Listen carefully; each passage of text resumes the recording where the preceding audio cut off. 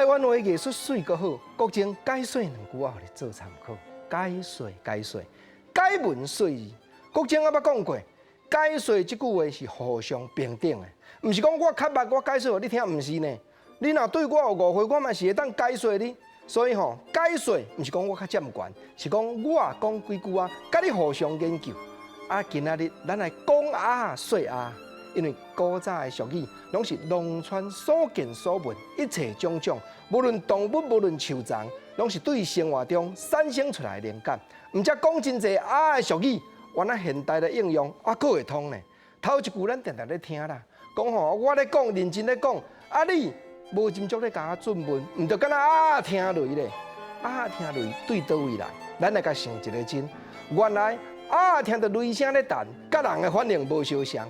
咱人若听到雷咧弹，咱就知影讲哇，连要落雨啊，雨伞都爱摇出来，雨毛都爱洒出来。毋过你嘛知，都毋惊水哩，淡水底酸水欢喜甲你，所以听雷就是讲无咧甲我要伊，无咧甲我要紧。我咧讲，你甲我当作听雷，你拢无咧甲我重视啦。莫怪因为都毋惊雷公，毋惊雨水哩。过来，咱来讲第二句。第二句咱就爱讲民间伫咧拜拜，若讲生理中。真侪大项的，咱就是中猪头哩。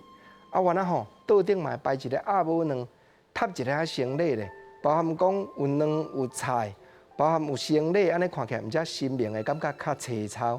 结果有的人大项的毋顾，原来顾细项的。民间嘛一句话讲，猪头毋顾，你伫咧顾鸭母卵，就是讲，若真正摆上要紧好看，猪头这大副生理，你毋顾好拄好。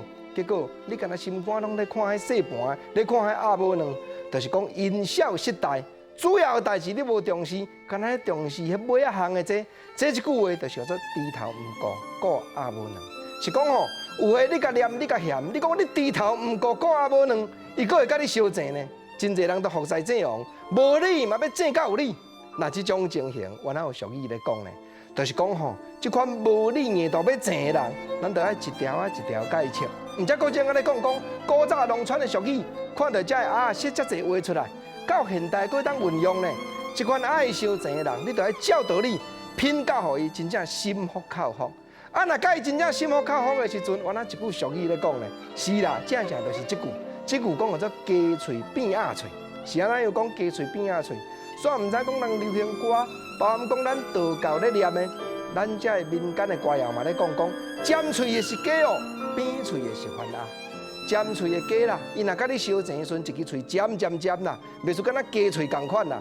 你着爱讲，互伊知影讲，哇，安尼我家己无理啦，我家己着爱服啦，幸福了后，尖的鸡喙，伊就变做扁的鸭喙，伊就知影讲，咱着爱吞落去，咱着爱忍，咱着毋通搁再相争咯。